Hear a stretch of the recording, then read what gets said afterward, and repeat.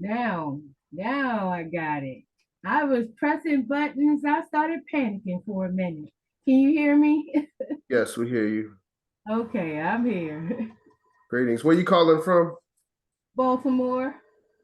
Baltimore. Okay. Thank you for joining. Um, How'd you got the invite from the Sunday? yes. Okay. Okay. And the owner has gone away. So okay. We're gonna go ahead and get started. Greetings, brothers and sisters. We are recording now. It is 8:15 p.m., September 26, 2023. And we are beginning our officers training, Message to the People course of African philosophy, as taught by the Honorable Marcus Mosiah Garvey. First thing we want to do before we open up the meeting, or to officially open up the meeting, is allow everyone to say the pledge. So if you would, say along with me as I say the pledge, we say it together. I commit my body, mind, and spirit to the protection, defense, and and security security of the red, black, and green. I dedicate my life to the protection of Africa and the liberation of her scattered Black children. I accept for myself and my descendants the teachings of universal African nationalism, and I promise that our children will be instilled with the purpose and knowledge of themselves as African people, in order that the cause of our struggle will neither falter nor fail until all Black people are free and united through one God, one aim, one destiny. one destiny. Okay, race first. Race first. You may be seated. So, sister, greetings, Sister Diane. How you doing? Greetings. Race first. Race first. I think Mama Earth, I don't think was here Sunday. No, I wasn't there Sunday. I didn't get the email. My notebook. Damn, I almost missed the class. Okay. Everybody mute your lines, please. Okay. We got to do a recap. I don't want to miss anything or skip over anything. I don't want to ask questions. In my opinion, this entire text is extremely important. Every single part of it, including the foreword and the preface. So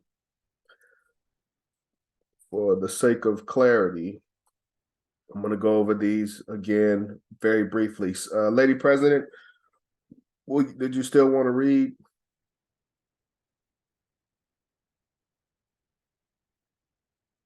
Lady President? I'm here. Can you hear me? Yes. Okay. Greetings, fam. And the foreword. Honorable Charles L. James, President General, Universal Negro Improvement Association. In keeping with the constitutional provision and the aims and objects of the Universal Negro Improvement Association, to establish schools and colleges for the racial education of our race, the founder and first president general of the UNIA, Honorable Marcus Mosiah Garvey, made several attempts to educate some and re-educate others who would be charged with the responsibility of leadership in the UNIA. He sincerely felt that no one should be held responsible for his action unless he or she is educated or trained to perform those responsibilities. And since the UNIA had become the largest responsible movement in racial history, its leadership should be thoroughly informed so that the proper information would be dispensed. Marcus Garvey was a man of vision. Therefore, his students had to be visionaries. In every branch of the association, training departments were established. These included military training, training for nurses, and programs for juveniles. We recall that under his direction, a university was established at Claremont, Virginia in 1926. The Smallwood Quarry Industrial Institute was renamed Universal Liberty University. Students came from various sections to enroll in this first venture. Your humble, your humble servant was one of the first trustees. The success or failure of this great educational attempt is a matter of history. Many attempts were aborted, but the idea lived on through forums, mass meetings, group discussions, lectures, books, and pamphlets. Mr. Garvey's speeches were widely circulated for the racial education and culture of the people. In 1937, after an extensive European tour and the establishment of the parent body in London, England, the founder called a regional conference at 355 College Street, Toronto, Canada. At this conclave, he selected the following officers of divisions, who in his judgment were qualified to give him the nucleus of creating what he proudly named the School of African Philosophy. Students of the first class were as follows: Arthur Clement Moore, Toronto, Canada; Charles Linnell James, Gary, Indiana; James R. Stewart, Cleveland, Ohio; Thomas W. Harvey, Philadelphia, Pennsylvania; Nathaniel Grissom, Chicago, Illinois; Sarah Richardson Isaacs, Philadelphia, Pennsylvania; Ethel Waddle, Chicago, Illinois; Eleanor White, Chicago, Illinois; Teresa E. Young, Cincinnati, Ohio; Abraham R. Roberts, Toronto, Canada. As the names were called, I had the qualification required, but my ego told me that I had been an office boy in the parent body. I had shined Mr. Garvey's shoes. I had traveled short distances with him. I had heard all of his speeches since 1923. I had attended all of the conventions since that time. I had visited him in prison, and I had become the youngest vice president of the famous New York local with over 40,000 members. I had been appointed by him president of the Newark Division and state commissioner of New Jersey, and now as president of the Gary, Indiana Division. I felt that I knew it all and that Mr. Garvey's time could be better spent on someone else. To my surprise, I had the rudest awakening of my life. Mr. Garvey shocked me. He said to me publicly, "James, you don't know, and I know that you don't. And I know that you don't know because I have not taught you, and you will take the course of African philosophy so that when I say I know, you will know that you know because you will have been taught by me." From then on, there was no question. I enlisted for the duration. The class became one family. We ate together, roomed together, studied together, recognizing the professor and the chief architect of our intellectual destiny. As for me, it was a dose of humility mixed with the yearning for knowledge.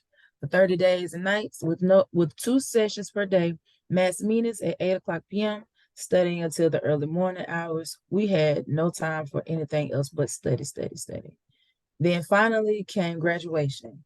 Let the record show that I received the highest grade. In every point of examination, I was graded E. My classmates all agreed that I was the leader of the first class in the School of African Philosophy. We were charged with guarding the written course with our lives. The unwritten course was also to be engraved on the tablets of our memory. As I write this forward, I'm sorry to announce that all of my classmates of their first class have joined with the Right Excellence Marcus Messiah Garvey and our other ancestors. With all of our human frailties, I am convinced that this first class has not failed our teacher, and that we have been shining examples. We have been a shining example to those who come after us. This course is ours. Whatever is written, distorted, and injected by by unauthorized persons using devices other than the proper way that was given to us by the founder and applying the benefits to their own personal benefit, please understand that there is a destiny that makes us brothers. None goes his way alone. All that we send into the lives of others comes back into our own. As the only surviving graduate of the first class, it is important for me to protect the interests of those who preceded me into eternity and knowing that there are forces that are trying to distort history. I hereby authorize Dr. Tony Martin, who has been recognized and appointed by the authentic historian on the life and works of the Honorable Marcus Garvey by the Universal Negro Improvement Association in convention to publish the written document with the understanding that the right be preserved for future generations, which is the charge of the Honorable Marcus Garvey, founder. Let me hope that into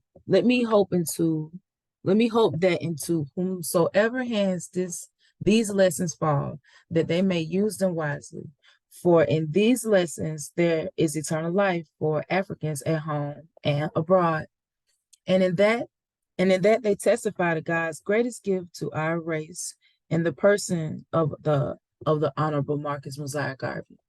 Proclaim it to the world, Africa for the Africans at home and abroad. Thank you, Lady President. I want to take a break before we go into the preface and ask some questions from the foreword.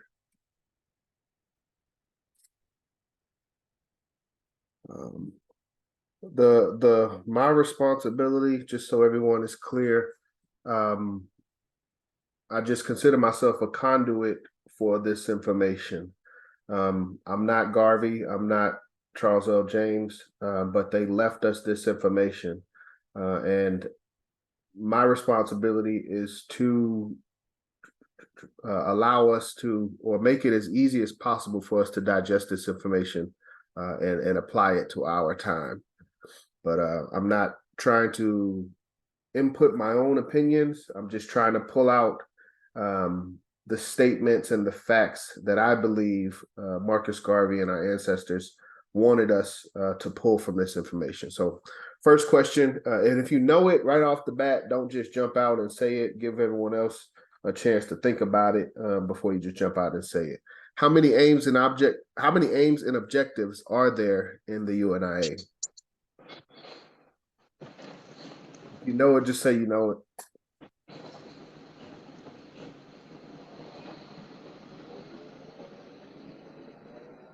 We don't know how many aims and objectives there are. 11. Yes, Lady President, absolutely right. There are 11 aims and objectives. Fundamental information, foundational information.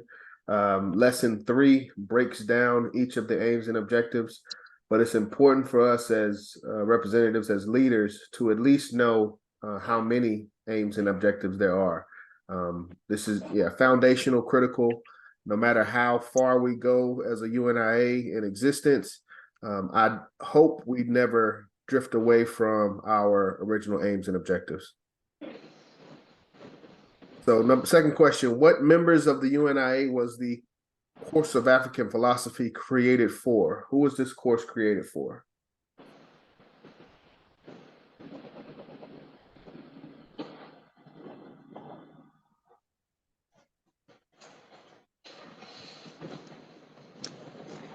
Anybody? The officers? The officers, in a sense, yes. Anybody want to help her? More clarity? This is the officers training. That's a good guess.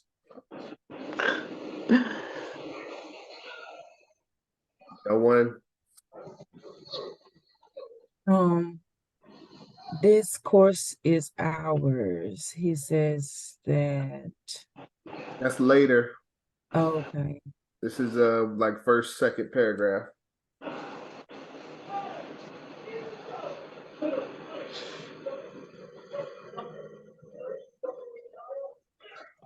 Okay. got to move quickly. So the first paragraph, I believe it says, Honorable Marcus Garvey made several attempts to educate some and re-educate others who would be charged with the responsibility of leadership in the UNIA. So page 9 in the preface, or in the foreword, my apology. Clear on that? Everybody clear?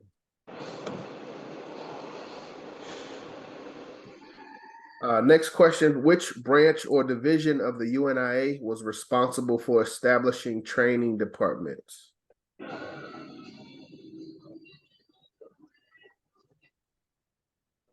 Which branch or division of the UNIA was responsible for establishing training departments?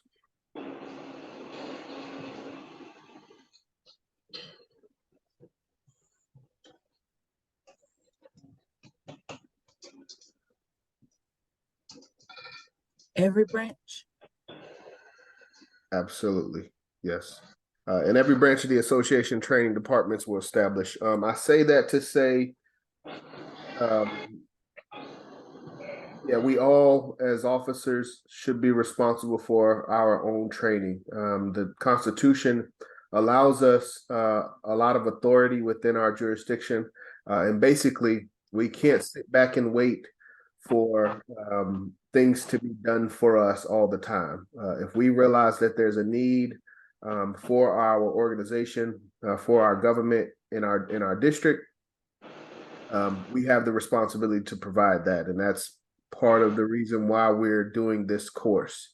Yeah, this is just Division 421's attempt to provide training, and we open that up for others to see what we do, how we do it. Questions, comments? Okay. This is just a bonus one, but if it's name the UNIA school established in Claremont, Virginia in 1926. Do we remember the name of that school?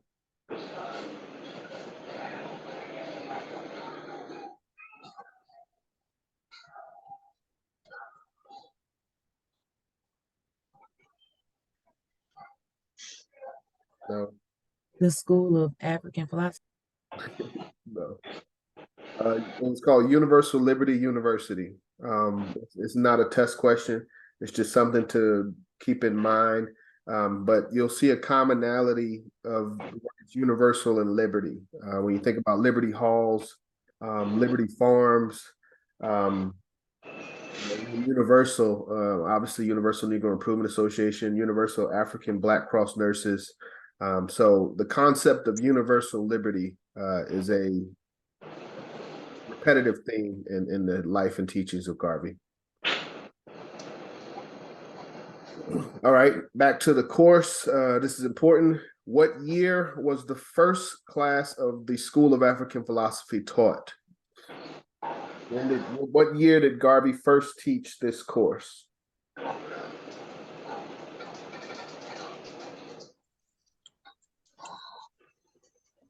1937. Absolutely. The text says 1937 after an extensive European tour. I don't have the exact quote in front of me, brother. Art, do you have the line in front of you? Yeah, I got it. In 1937, after an extensive European tour and the establishment of a parent body in London, England, the founder called a regional conference. At this conclave, he selected the following officers of divisions who, in his judgment, qualified to give him the nucleus of creating what he proudly named the School of African Philosophy. So 1937, after an extensive European tour. One of the things to take away from this for me is this is when Garvey turned 50 years old as well. Garvey was born 1887, so August 1937, he would have just turned 50 years old. And following the convention that took place, or regional conference that took place in August, he came out, and this was his first priority as he got into his 50s. Garvey at a mature age. Next question: how many students were in the first class?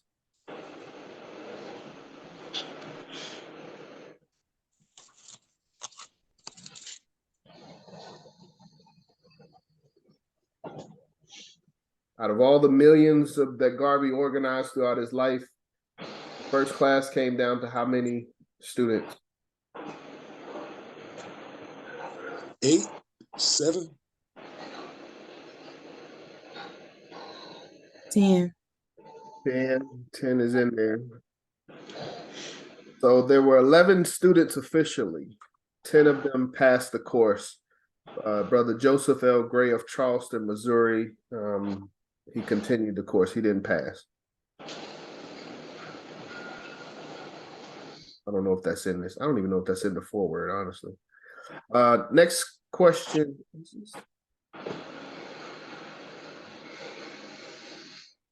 That's what we just read.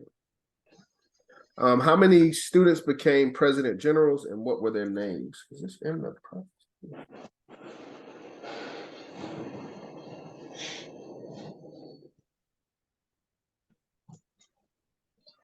It's not in the foreword.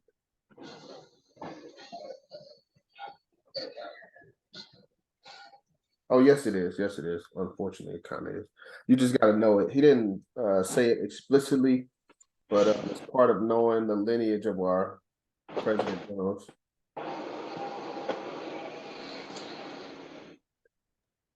3. 3, do you know their names?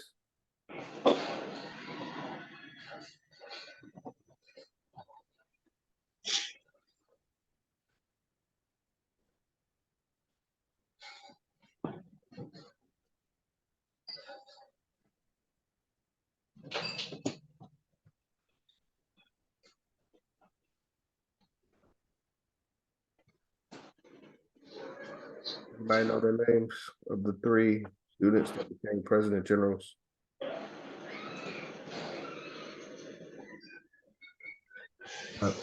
Harvey, Stewart, and James. Yes, absolutely. The 3 students, Harvey, Stewart, and James. Stewart was the second president general after Honorable Marcus Messiah Garvey. Harvey was 4th president general, and then Charles L. James, the writer of the foreword, was the 5th president general. That's important to know. Of the first class, 3 students went on to become president generals.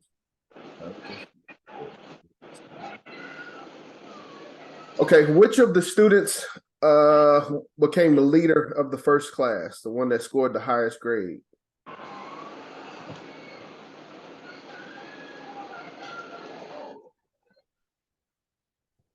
James. Yes. He said, my classmates all agree that I was the leader of the first class, Charles L. James.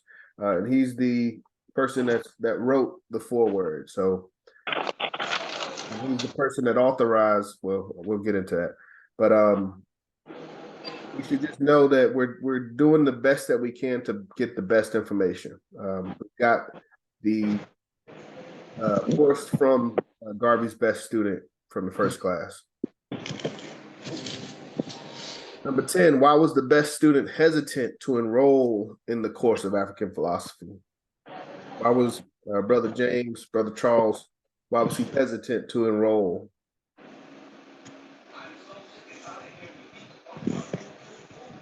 Because he thought he knew it all already.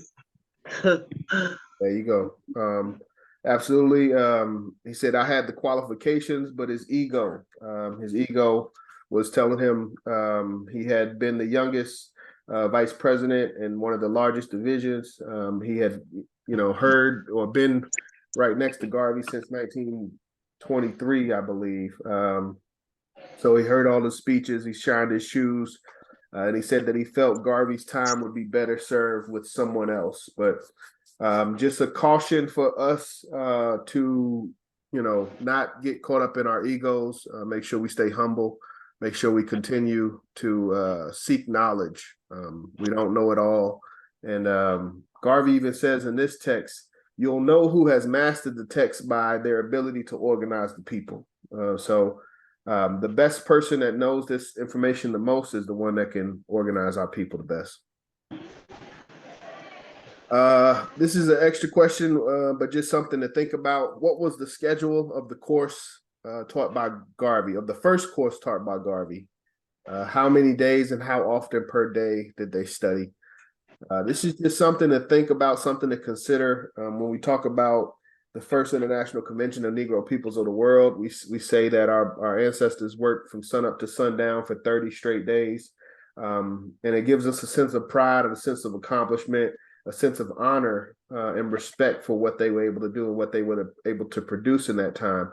So I wanted us to consider that same thought process when it came to the first course of African philosophy. Does anybody know the schedule? How often they worked? How long they worked?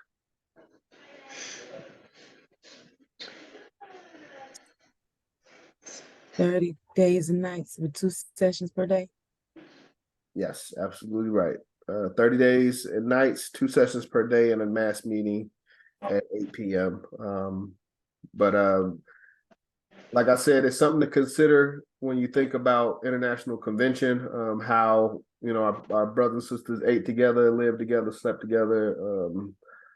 This is a very similar comparison. And we just have to consider the sacrifice that our ancestors were willing to make in order to get this information from Garvey, not unknowingly, a few years before his passing. All right, we good? Any questions, comments so far?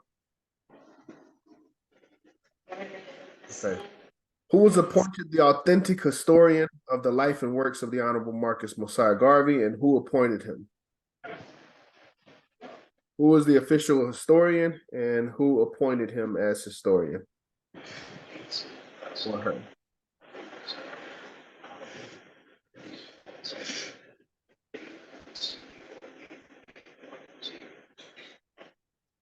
Anybody?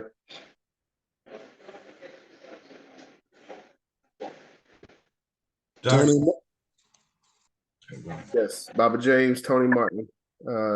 Yep, by James. Absolutely correct. As the text says, Dr. Tony Martin by, at the time, President General Charles L. James. So just making sure we put some honor and respect on Ward. Okay. Making sure we put some honor and respect on the works of Dr. Tony Martin and the legitimacy of Dr. Tony Martin as a UNIA historian. There's not a lot of people that have that title. There's a lot of people that write about the UNIA and write about Marcus Garvey, but only one that I'm aware of, that the text talks about, was being appointed as the authentic historian. So we have to put Dr. Tony Martin's text as well, up there with Garvey's text and Amy Jake's, the text that she was able to compile as well. Question 13, who owns this course of African philosophy? Who does it belong to? Who does this course belong to? The Honorable The Honorable Marcus Mosiah Garvey. Good answer. Anyone else? This course is ours. The people. The people, ours. The text says this course is ours. It says this course is ours, whatever is written, distorted, and injected by unauthorized persons, using devices other than the proper way that was given to us by the founder and applying the benefits to their own personal benefit. Please understand that, quote, there is a destiny that makes us brothers. None goes his way alone. All that we send into the lives of others comes back into our own.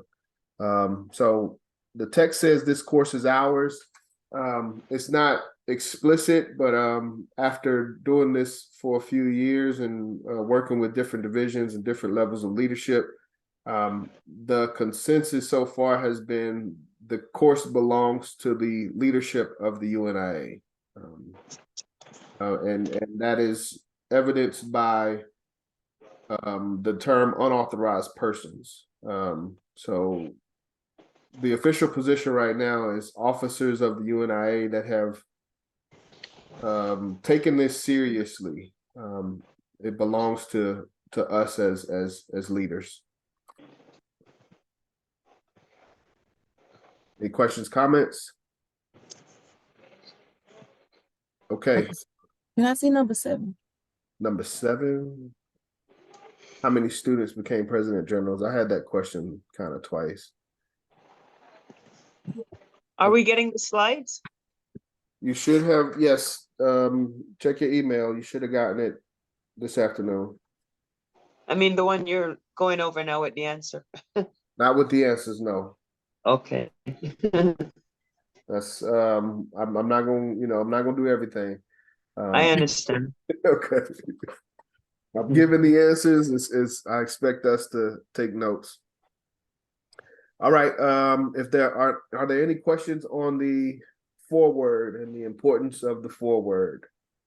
Foreword, as I said again, was written by the Honorable Charles L. James, who as we learned, the highest scoring student of the first class. So getting our grounding, getting our introduction.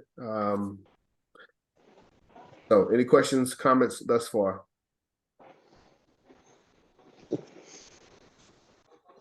Okay. Okay, we will read the preface. Lady President. Okay. The Course of African Philosophy is a unique document. With the exception of his poetical works, it is the closest thing to a book that Marcus Garvey ever wrote. Yet, 46 years after his death, it is being published here for the first time. It represents, as it were, the last political will and testament of a man who stands without equal in the history of the worldwide mobilization of African peoples. For Marcus Garvey did not merely organize the most massive Black movement in the history of the United States of America. He also organized the largest and most successful movement among African peoples in the Caribbean area. In fact, as a serious pan-Caribbean movement cutting across political and linguistic barriers, Garvey's Universal Negro Improvement Association has no serious challenger. Garvey's organization has an equally singular record in Africa, where it established itself oblivious of political and linguistic barriers in the in the European colonies of England, France, Belgium, and Portugal, as well as the independent state of Liberia and the racist state of South Africa. In Central In Central America, too, the UNIA spread with a great rapidity from Mexico to Panama. In Canada, it entrenched itself coast to coast from British Columbia to Nova Scotia. Scattered Africa fell within Garvey's organizational genius in every far-flung corner, whether Brazil, Australia, or Barry Dock, Wales. Garvey lived from 1887 to 1940. His years of all-encompassing triumph coincided with his sojourn in the United States from 1916 to 1927. His immigration to that country was, however, preceded by many long years of preparation for his life's work, long years of study, travel, and organizational work, culminating in the founding of the Universal Negro Improvement Association in his Jamaican homeland in 1914. After his expulsion from the United States in 1927, Garvey's organization underwent a long and slow decline as the chief struggled to hold together his fragmented colossus from inadequate headquarters in Jamaica and later in England. It was in 1937, 10 years after his deportation from the United States, 2 years after relocating to England, and 3 years before his death, that Garvey introduced his course of African philosophy. This was nothing less than a distillation of a lifetime of organizational experience. It contained a mixture of the techniques he himself had utilized to achieve success and in an attempt to incorporate the hard lessons he had learned with the benefit of an unfortunate hindsight.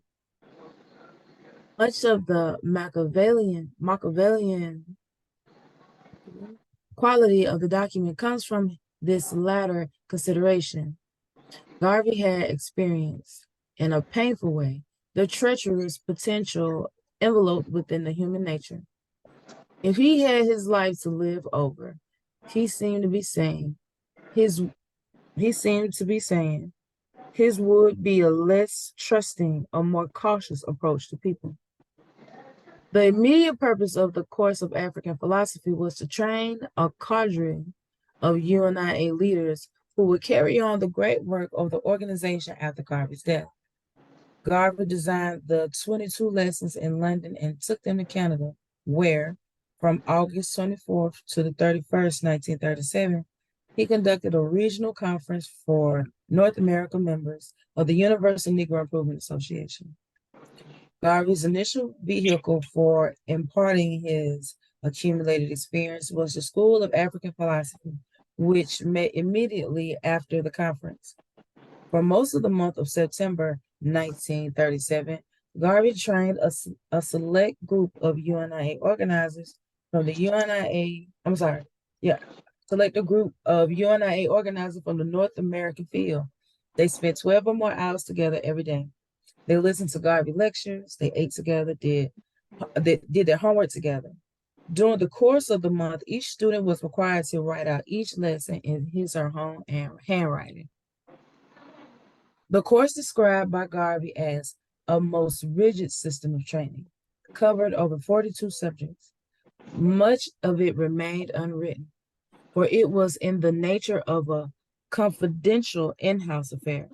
Even the 22 written lessons reproduced here were guarded jealously from indiscriminate circulation. Garvey's overriding concern was to develop within his organizers a fierce Afrocentric view of the world.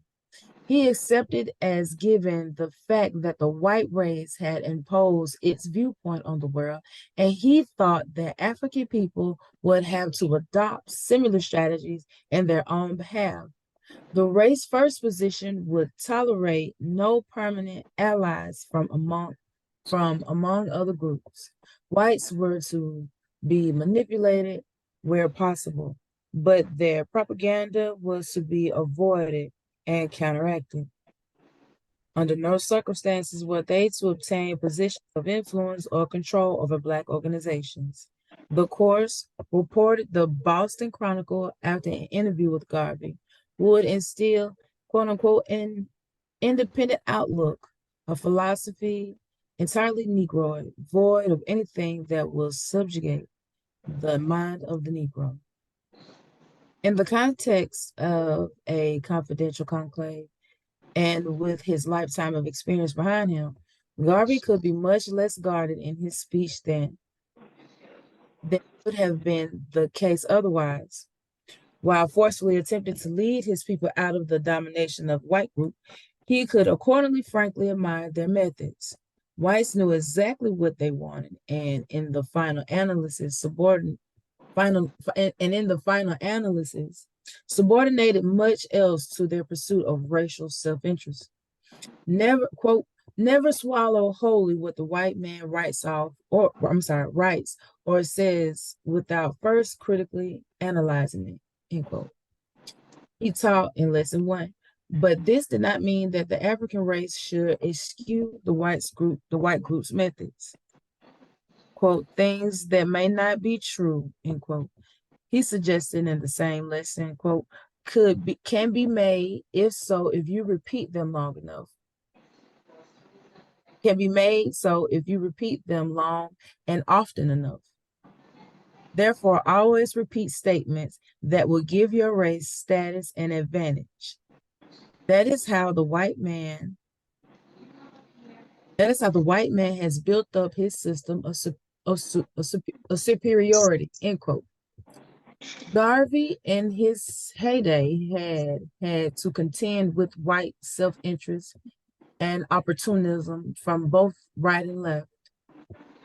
He simultaneously praised Lenin and Trotsky for their work in the Soviet Union and resisted the unprincipled attempts of the Communist Party of the USA to bore from within his organization.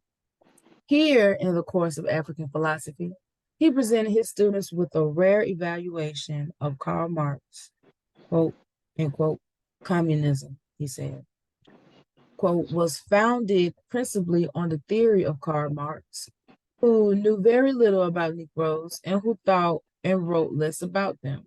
It seeks to put government in the hands of an ignorant white mass who have not been able to destroy their natural prejudices toward Negroes and other non-white people, end quote. On the question of Jews, as on the question of communists, Garvey's race-first position led him to a duality of attitude. In traditional Afro-American in traditional Afro-American vein, he praised the Jews for their group solidarity and resented their positions of influence and power in certain economic, in certain economic and political aspects of Black life. He himself had come into business contact with Jews at various times and with both good and bad results. He showed considerable pique during his trial for alleged mail fraud in 1923, where the presiding judge, Julian Mack, happened to be an important figure in the North American Zionism. For the most part, there should be few surprises in these lessons for those already familiar with Garvey's ideology. What we find here is his standard fare of race first, whether in religion, literature, historical studies, intergroup relations, or any other area.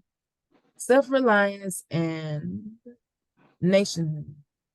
What is new and fascinating is the tone of many of these utterances, coming as they do near the end of his life and in a confidential setting. Equally new in emphasis, though not in substance, is his instant advocacy of discipline. Garvey emerges here beneath the flamboyance usually associated with his name, beneath the genius for organizing, beneath the oratorical eloquence for which he was legendary, as an advocate of hard work, singleness of purpose, and self-discipline. The leader must strive to master his shortcomings, he says. The race must strive for excellence. Quote, the greatest men and women in the world burn the midnight lamp, end quote. Nor does he spare the lazy and unmotivated within his own group. Like Booker T. Washington or Malcolm X or an Elijah Muhammad, Garvey was not one to cover up the shortcomings of his own people.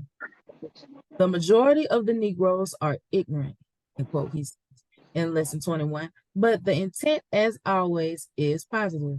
Quote, as other people were willing to sacrifice their time and even their lives to Christianize our race, so we must exercise patience and time to civilize our people. Garvey cannot, any more than anybody else, escape totally from the confines of his time. There is much assorted homely advice on diet, grooming, and love, among other things. Some of this is timeless, but some seems dated and passé from the perspective of 4 decades later. The lessons are not without their unexpected asides of dry humor either. Quote unquote, never try to make a speech on a hungry stomach, he warns. You quote unquote, you may faint and die before you were finished. The first course of African philosophy was followed by examinations held on September 23rd, 1937. 10 students were successful. They were Arthur C. Moore of Toronto, Charles L. James of Gary, Indiana, James R. Stewart of Cleveland, Ohio, Thomas W. Harvey of Philadelphia, Nathaniel Grissom of Chicago, Miss Sarah Richardson Isaacs of Philadelphia, Miss Ethel Waddle of Chicago, Miss Teresa E. Young of Cincinnati, Miss Eleanor White of Chicago, and Abraham R. Roberts of Toronto.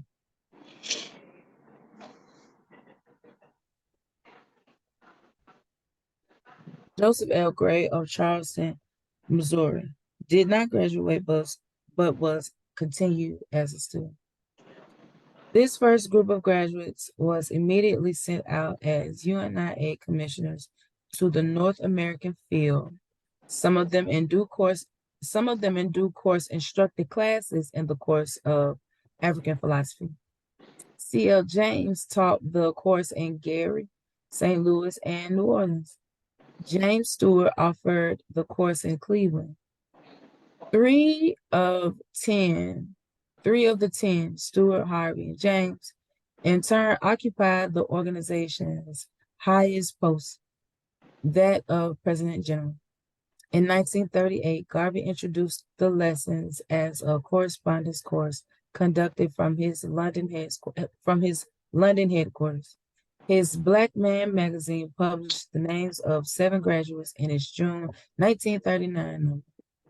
4 were from the United States, with 1 from Nigeria, Uganda, and South Africa. They were Benjamin W. Jones of Philadelphia, J.O. Nwanlu of Onitsha, Nigeria, Miss H.T. McNary of Detroit, D.S. Musoki of Kampala, Uganda, Miss Keturah Paul of New York City, H. Elitintro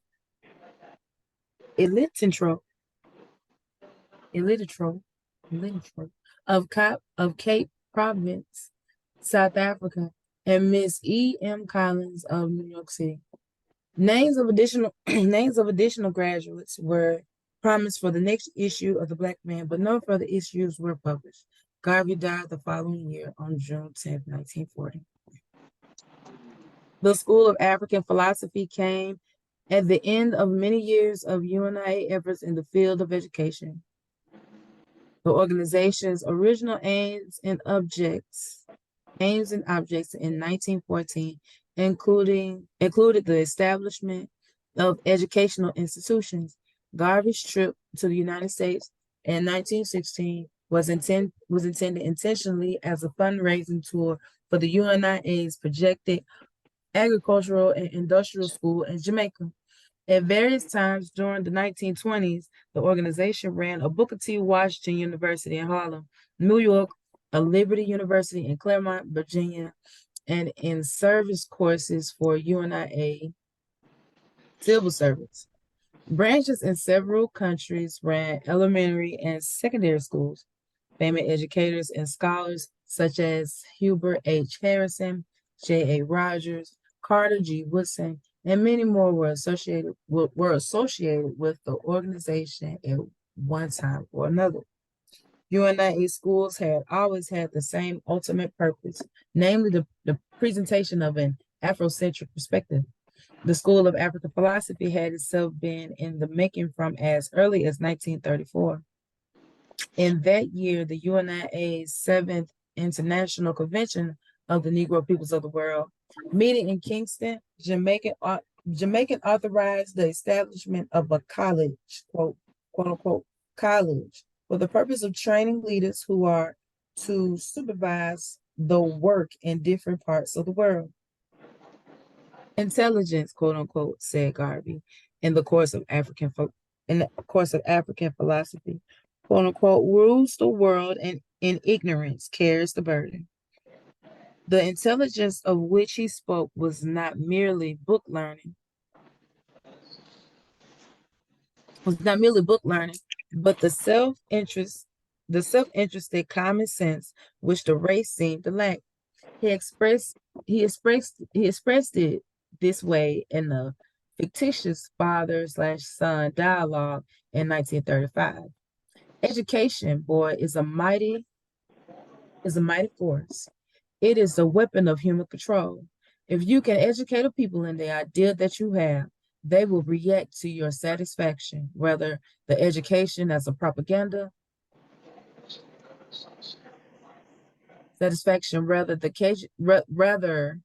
whether the education as a propaganda is right or wrong. It is fitting that the UNIA's last educational endeavor in Garvey's lifetime should have been the first that he was himself able to conduct from start to finish. I have given them all I know, he declared to the people of Detroit in 1937. I am trying to make everyone a Marcus Garvey personified. Tony Martin, November 10th, 1985, Will Leslie, Massachusetts. Thank you, Lady President. So that concludes the preface. And as Lady President just said, the preface was written by Dr. Tony Martin, who we read in the foreword was the authorized the authentic historian of the life and works of Marcus Garvey. So we got some questions on the preface to make sure we are digesting this course. And I do apologize because I do realize that the question about how many students and how many became president generals, that should not have been in the foreword. That should have been in the preface. But first question for the preface: what compilation of work is considered the closest thing to a book that Marcus Garvey ever wrote?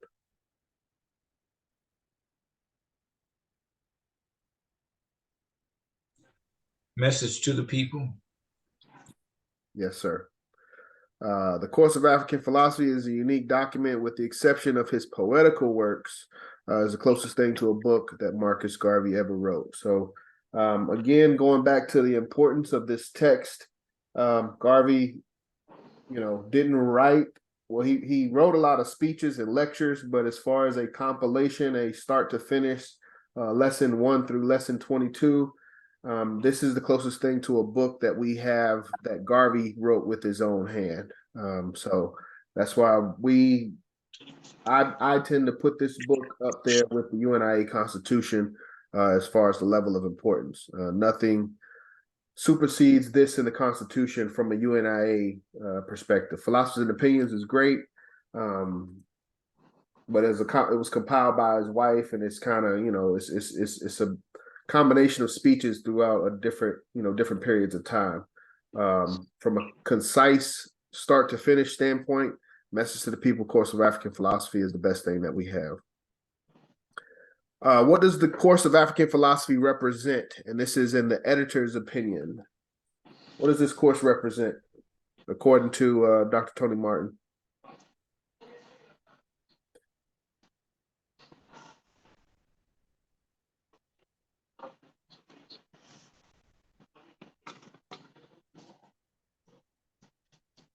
It's very important.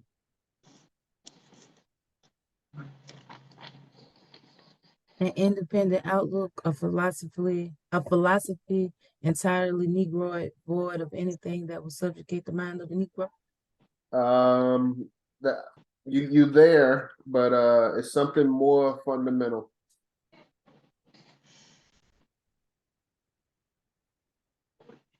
It's in the first paragraph. It's in the beginning.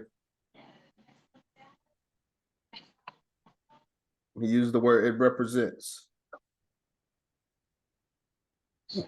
I'm sorry, I'm not trying to take nobody else's time away, but it represents, as it were, the last political will and testament of a man who stands without equal in the history of the worldwide mobilization of African peoples. Absolutely.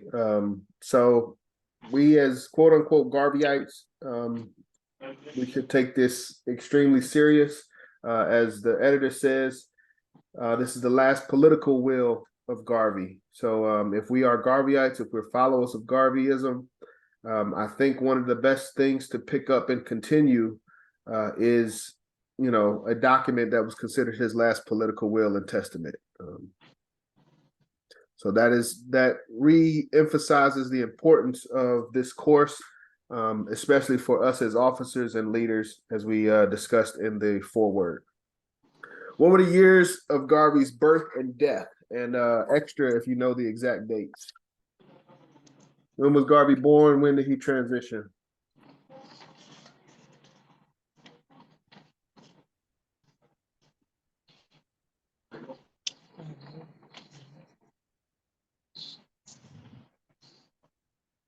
Come on, officers, leaders, Garveyites. This Garveyism 101. He was born. Okay. He was born in August 1887. Yes, sir. He died in June 1940. Yes, sir. Absolutely. Anybody got the dates of birth and death, or the number of days? We got August 1887, June 1940. August 17th and June 10th. Yes, sir. Absolutely. I don't have that on here, but yes, absolutely. We should know those days. Those are sacred days. We should be paying honor and homage and respects on those days, but no one should know this information better than us as Garveyites, as leaders of the UNIA. Next question. What years was Garvey in the United States? What were the specific years he was in the U.S.? September 23, 1937. That was the date of the examination. Oh, wait. He was exiled from the United States at that time. Oh. What years was he? When did he come to the United States, and when did he leave the United States? March 1916 till December 1927. You got it. 1916 to 1927. I didn't have the detail of the months, but just something to consider, something to know when we think about the accomplishments of Garvey, everything that he was able to do, the legacy. Most of that took place in the United States. In the United States officially 11 years. Not to forget that he was incarcerated for at least 2 of those years. When we think about the work of Garvey and the work of Garvey in the U.S., 1916 and 1927 were the specific dates. Number 5, when and where was the UNIA founded as an organization?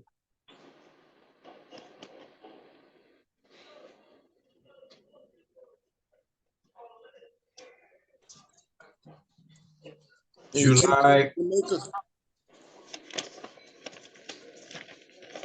I got July 20th, 1914 in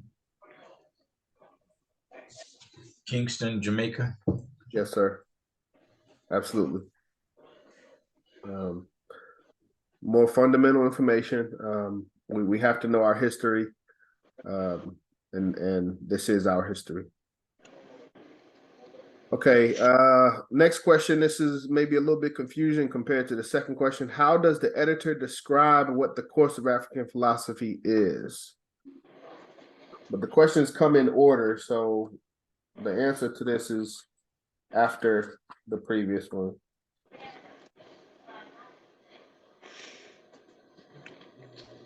This is the editor's opinion.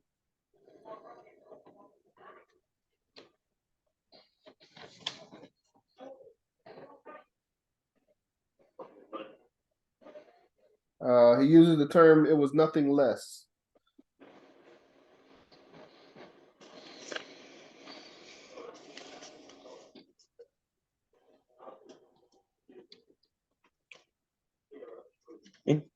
Intelligence. Say. I'll give it to it. Page 15. Text says, quote, "This was nothing less than a distillation of a lifetime of organizational experience. It contained a mixture of techniques he himself had utilized to achieve success in an attempt to incorporate the hard lessons he had learned with the benefit of an unfortunate hindsight. So again, this is a culmination of Garvey's works. This is not Garvey in his 30s. This is not Garvey in his 40s. This is Garvey in his 50s. I haven't turned 50 yet, but I'm assuming when Garvey turned 50, some things changed mentally and possibly physically for him, and his focus changed from him trying to be the front man to building others that would follow him. That's my take on what I read. Number 7, what was the immediate purpose of this course?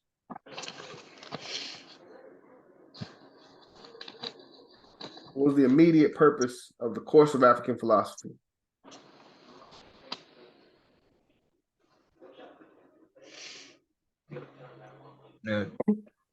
To prepare the leaders of the UNIA to go forward after his death.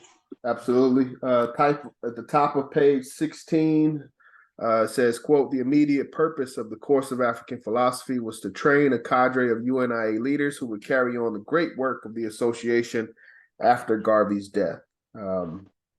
So very important for us to understand this, understand the perspective that's being given. And, we can argue with it. We can counter or, try to counter it. I choose to accept it as it is given. And it puts a level of importance on this course and on our responsibility to understand what Garvey is trying to tell us in this course. Questions, comments?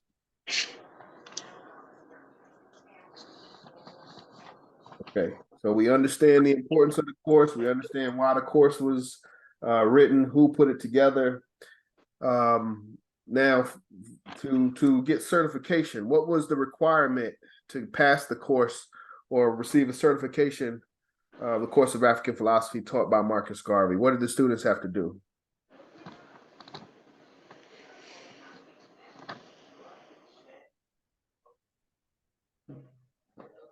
Instruct the course. The students had to instruct the course in order to get certification.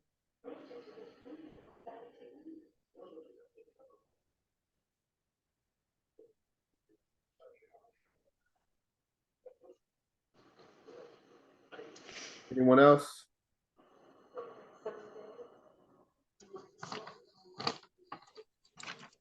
Had to get 90%. No, that's not in the text. 90% is not in the text.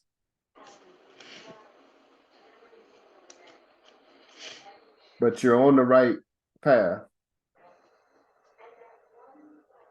Had to get 90% on what?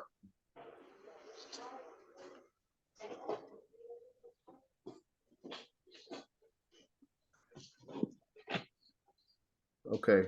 On the final exam. Examination was the word I'm looking for. So the answer to this comes in, I've got a couple different areas. Page 16. There's the students are required to write out each lesson in his or her own handwriting. It's at the bottom of the second paragraph on page 16. They listened to Garvey's lectures, ate together, did their homework together. During the course of the month, each student was required to write out each lesson in his or her own handwriting. And then on page 19, it says that first course was followed by examinations. That's the second paragraph that starts on page 19. It says the first course of African philosophy was followed by examinations. And to Sister Diane's point, the first examination were held on September 23rd, 1937. But my point is, for the first course, students had to pass an examination and write out each lesson by hand. I encourage everyone to write out each lesson by hand. I have been encouraging individuals to write out each lesson by hand for 3 years now, and no one has done it. No one has completed the course in that fashion. So what I have done is I've done an either or, either an examination with 90% correct, or if you can't come through the classes, you can't sit through classes, Tuesday is not a good time for you. The examination is not a good time for you, whatever it may be. The other option is to write out each lesson by hand. But those are the two ways in which you can receive certification from Division 421. Questions, comments? It also says on page 12, he mentions the point that in every point of the examination, Charles L. James received the E. So that implies that further implication that there was an examination.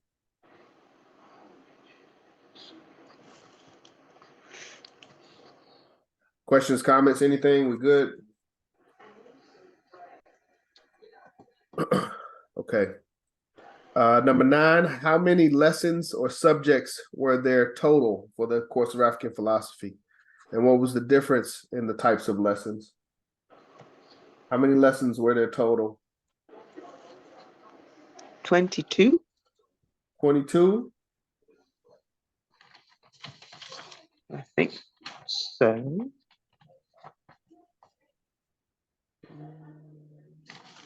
We got 22. And there was like some unwritten. And some unwritten. All right, so we gotta reconcile those two statements.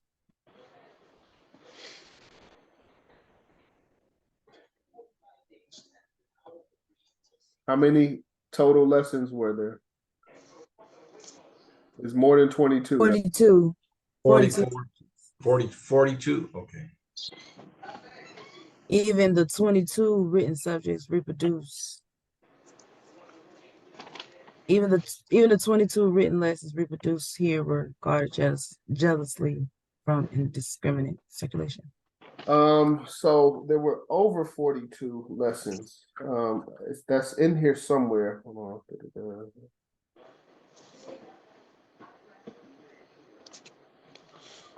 On page 16. 16. Far back.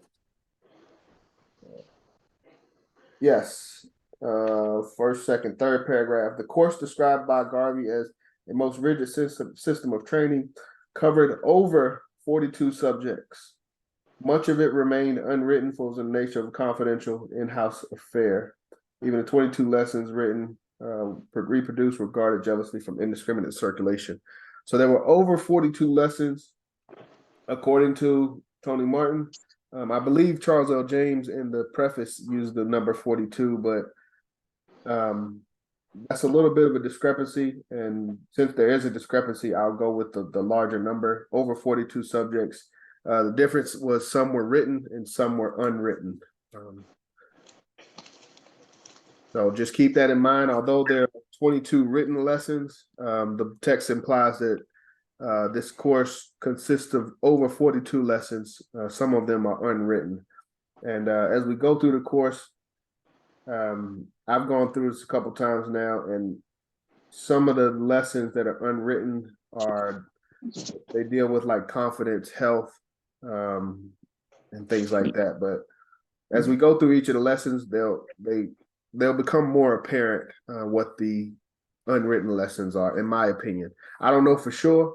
I asked Ross Marvin about it. He was my teacher. He took the course under Senghor Baye, but he couldn't tell me the specific, explicit hidden lessons. But just in my level of study, there's some things that become repetitive in the course, but they're not listed explicitly as a lesson. And when you compare it to, Garvey is fairly consistent in his teachings and his writings. So some of this stuff that we read here goes back to Philosophers and Opinions. You'll see repeats of Philosophers and Opinions or selected writings and speeches. which shows a level of consistency. And once you kind of understand the code that Garvey's speaking in, then you can break down that code. All right, number 10, what was Garvey's beliefs about the course? What did Garvey believe about this course? How did Garvey feel about it? Not the editor, but the man himself. And this is the same paragraph I just read, I believe.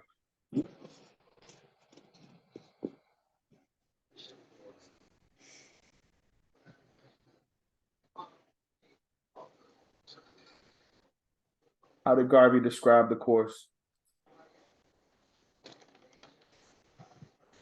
And what was his intentions? A most rigid system of training. Yes. And what was what was his intentions with this most rigid system of training? Striving for excellence. Yes, but the next paragraph, it starts off talking about Garvey's overriding concern. Garvey's overriding concern was to develop within his organizer a fierce Afrocentric view of the world. Yes, that's what I'm looking for. A most rigid system of training is what Garvey describes this as, with the purpose to develop a fierce Afrocentric view of the world. Let me see. And then continuing on in the paragraph, he says, this course, reported the Boston Chronicles after an interview with Garvey, would instill, quote, an independent outlook, a philosophy entirely Negroid, void of anything that will subjugate the mind of the Negro, end quote. So a very rigid system of training with the express purpose of instilling a fierce Afrocentric view, race first view in us as leaders. Questions, comments on that?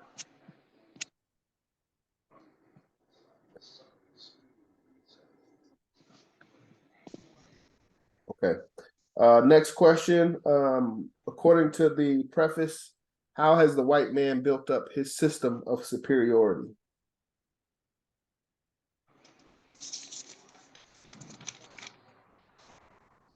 Systematic repetition of certain things, whether they're true or not. Yes. Yep. So what? Let me see. What is it? XVII. Never swallow wholly what the white man writes or says without first critically analyzing it, taught in lesson 1. But this does not mean that the African race should eschew the white group's methods. He says, quote, things that may not be true, he suggested in the same lesson, can be made so if you repeat them long and often enough. Therefore, always repeat statements that will give your race status and advantage. This is how the white man has built up his system of superiority. So very clear what Garvey's saying. This is his belief as to how the white man has built up his system of superiority. Questions, comments? Okay, we're getting close to the end. We got to move quickly. I don't want to hold everybody too long.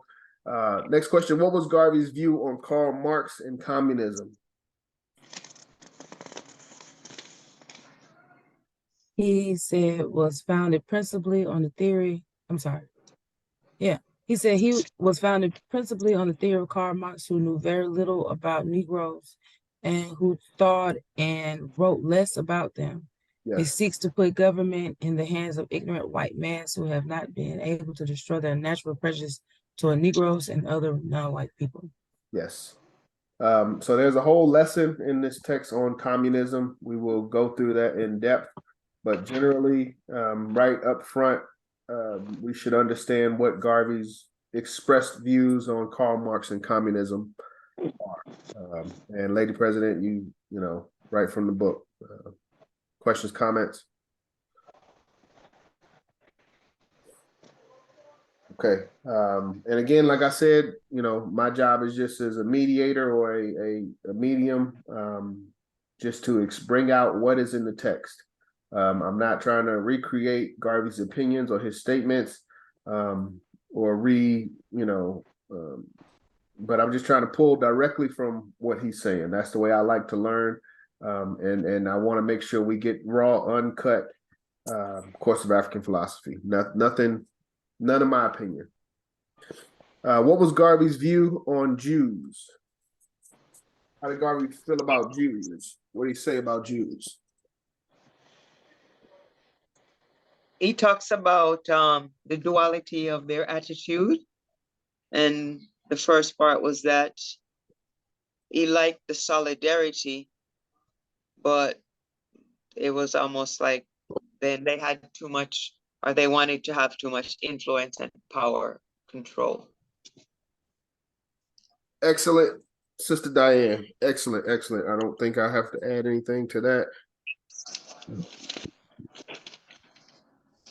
He praised Jews for their group solidarity and resented their positions of influence and power in certain economic and political aspects of Black life.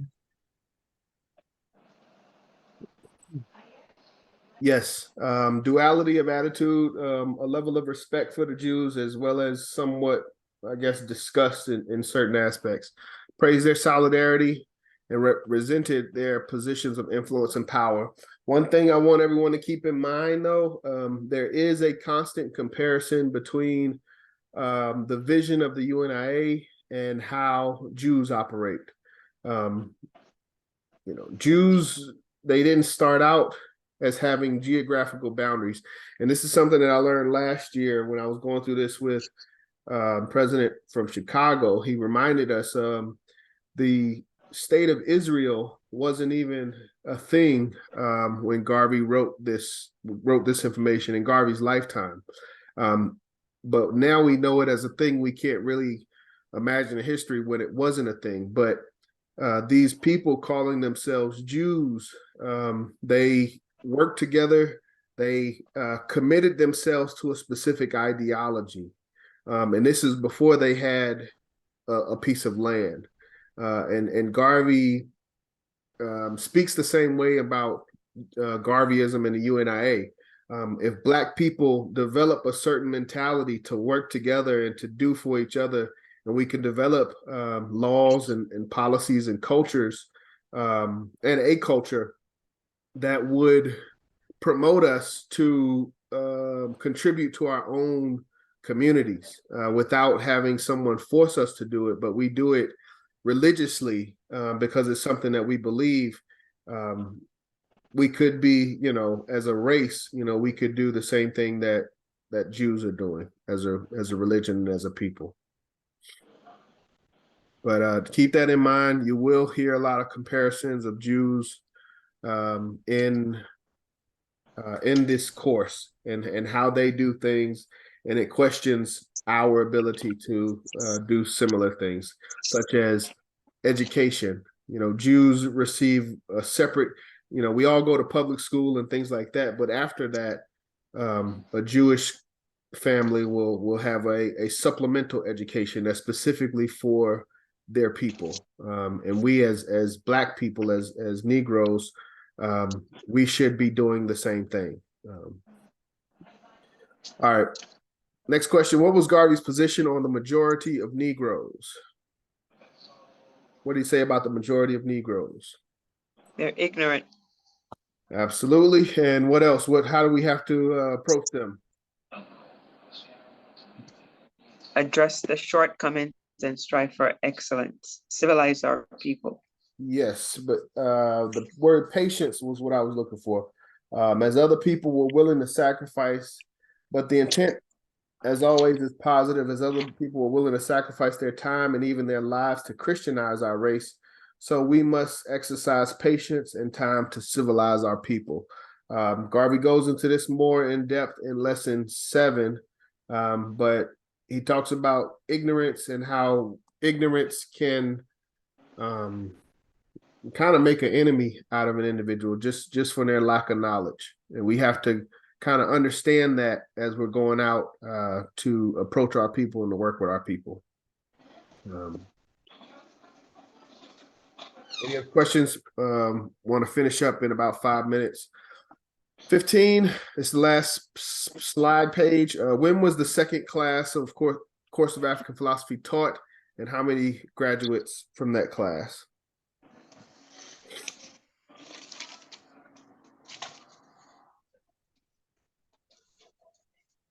When was the second class taught? How many graduates?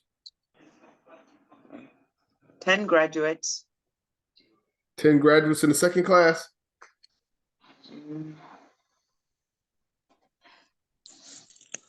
Garvey didn't teach a second class. Garvey didn't teach a second class. It's a trick question, huh?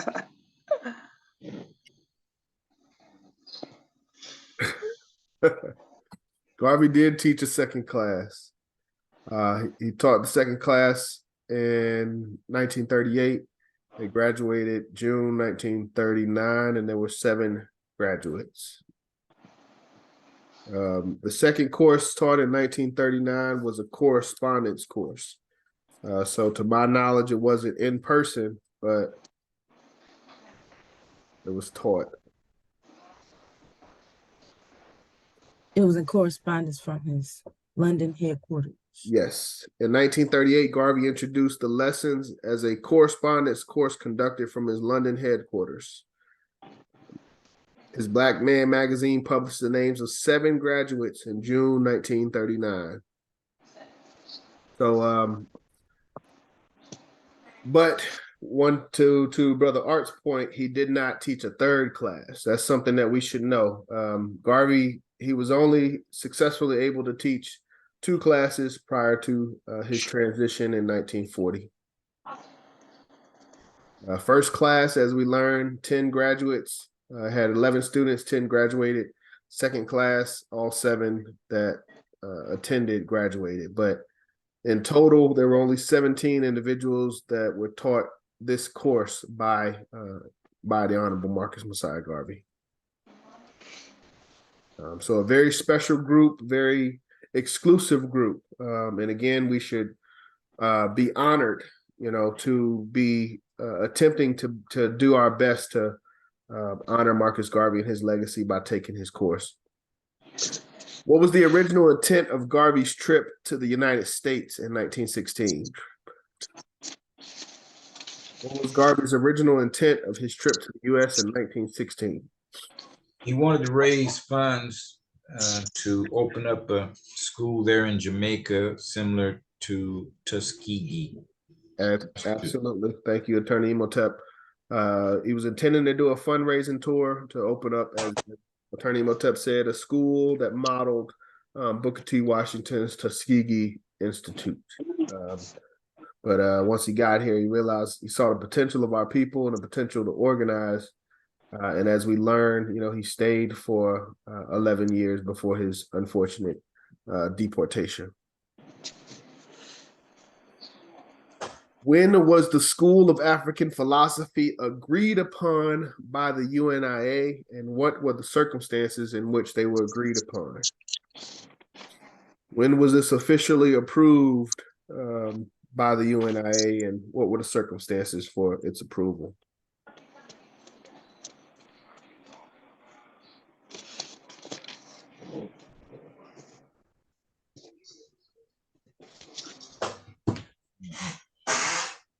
I really don't even. Oh, yeah, I do. I got it. Okay.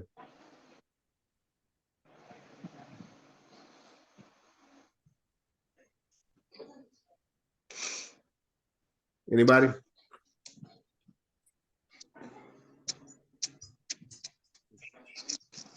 Okay, we're short on time. First paragraph on page 21 of the preface. The School of African Philosophy had itself been in the making from as early as 1934. In that year, the UNIA's 7th International Convention of the Negro Peoples of the World, meeting in Kingston, Jamaica, authorized the establishment of, quote, a quote, college for the purpose of training leaders who are to supervise work. You look better than last night. And even though you've been up all day. Yeah. Attorney Imhotep, you coming off mute. You're off mute. We almost done. So 1934 was when it was originally discussed. and its circumstances were, as we said, for the purpose of training leaders who are to supervise the work in different parts of the world. So very specific reasoning as to why this course was put together, and why it's important for us as leaders of the UNIA now to understand and master what's in this text. So complete this quote: blank rules the world and blank carries the burden. What rules the world and what carries the burden?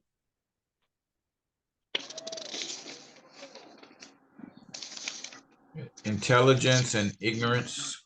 Absolutely. Another famous Garvey quote: intelligence rules the world and ignorance carries the burden. So a big theme of Garveyism late in his life is these two words, intelligence and ignorance.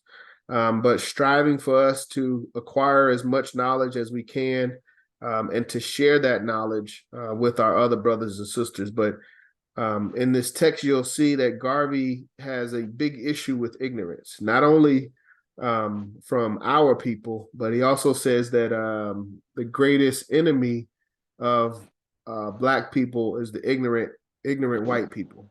So ignorance on our side works against us and slows us down, and ignorance on the part of other races and cultures causes issues and slows down our development as well. So very critical, key components, as simple as I can make it, intelligence and ignorance. We have to stay focused on how we're addressing those two. What was the first educational endeavor that Marcus Garvey himself was able to conduct from start to finish?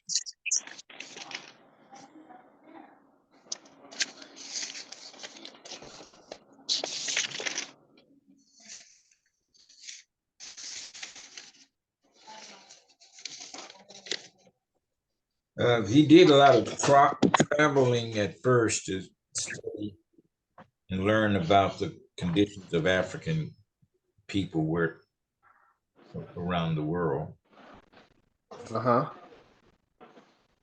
The text says something specifically about the first educational endeavor that Garvey was able to conduct from start to finish.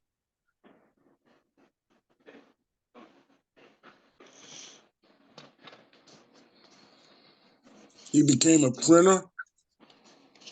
No, that's not what I'm looking for. Printed the newspaper. No, that's not what I'm looking for.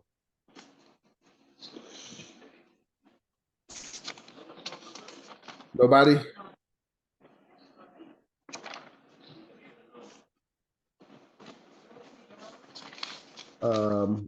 Last paragraph in the preface, it says, "It is fitting that the UNIA's last educational endeavor in Garvey's lifetime should have been the first that he himself was able to conduct from start to finish." So that's talking about this course. This course was the first educational endeavor that Garvey was able to complete from start to finish. So that implies that obviously he may have started others at different times, but to my knowledge, this is the only one that he was able to complete from start to finish. So this is, as the text said earlier, Garvey's last political will and testament. But this is what he provided us out of his own mouth, his own thoughts, with as little input from others as possible. So as pure as we can get. Last question. What were Garvey's two quotes to the people in Detroit in 1937? What were his two quotes?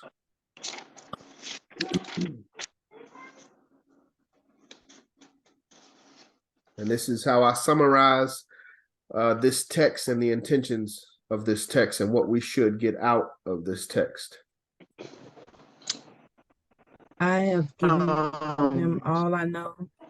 I am trying to make everyone a Marcus Garvey personified. Absolutely. So those are the last messages that we get prior to officially starting the course on lesson 1. And these are things that we should internalize and do our best to understand. Even if we don't succeed in becoming a Marcus Garvey personified, we have to do our best to identify Garvey putting into this text everything, all that he knows. And we have to do our best to pull out what Garvey is intending for us in regards to being a Marcus Garvey personified. So that completes the foreword and the preface. It is 9:44. We are 10 minutes over. Does anyone have any questions, comments, or anything in closing?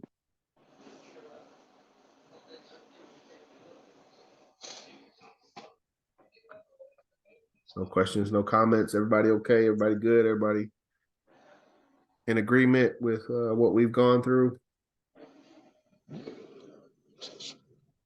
Yes. Okay. Okay. Well, we usually don't do the question and the reading in the same time. In the next lessons, we probably won't have time to do that, but this puts us ahead a little bit. But don't worry about that, because I'm sure we'll have to catch up at some point. But next week we will start where we left off from our reading. We'll start lesson 1, titled Intelligence Education, Universal Knowledge and How to Get It. I would recommend, obviously, everyone read it this week. Read it on your own this week. We can come back Tuesday. We can read it together. And if we have time, we'll go through the questions after we read it. I don't expect us to, because this is the longest lesson in the book. But we'll come back the following week, the week after next. We'll do the questions for lesson 1, and then we'll do the reading for lesson 2. And the format will pretty much be like that the rest of the way. We'll start out with the questions from the previous lesson, and then we'll read the next lesson. And I do, as I said, I do expect everyone to read these lessons on our own throughout the week. It will greatly help us to internalize this information. The goal here, and again, that's why I read those quotes at the end. The goal here is not just to get a passing grade on the examination. That's probably the thing that you don't want. The goal here is to understand the responsibilities of leadership in the UNIA and understand how to carry out those responsibilities for the purpose of organizing our people. So you don't want to have a 95% completion, understanding, quote unquote, understanding of the course of African philosophy. But then when it comes to organizing our people, we're incompetent. So, just keep that in mind. This is a level of training with a specific purpose in regards to development. So this is not just a certification that we get and then we start applying for jobs and things like that. This is a certification that comes with a level of responsibility and a level of expectation. And those who prove themselves to be,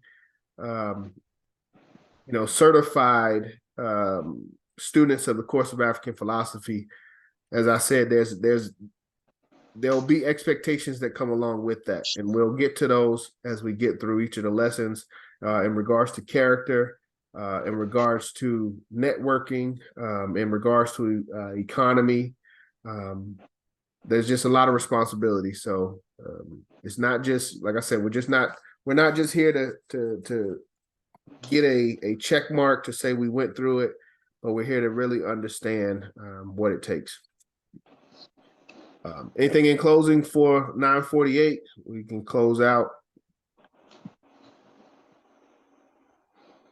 Lost Baba James. All right. Brother Art, did you want to do the honors? One of our sisters. Yeah, I can do it. My brother. Everybody raise your fist, man.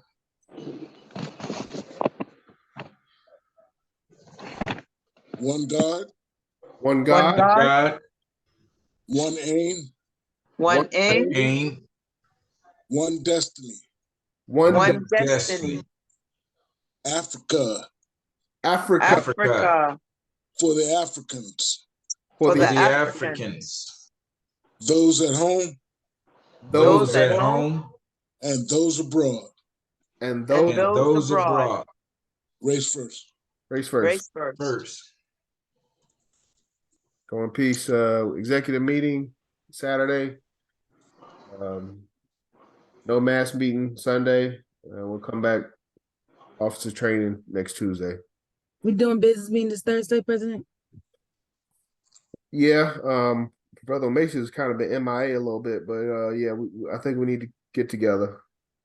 Yeah, especially on my end. I don't know what Brother Macy's got going on either, but on my end, I really do need to talk to membership to get things rolling. Because I haven't talked to membership, things will be pushed back. I'll just say November as far as like the community gatherings at the Nala Grill. But I do want to talk about the Ancestors Day, and I do want to solidify at least that day and get that part organized and solidified as well. So this Thursday, I hope to see everybody there so that we can make Ancestors Day a success, and let's just get that game plan down pat. So Thank you. Yes, I agree, Lady President. We'll meet Thursday.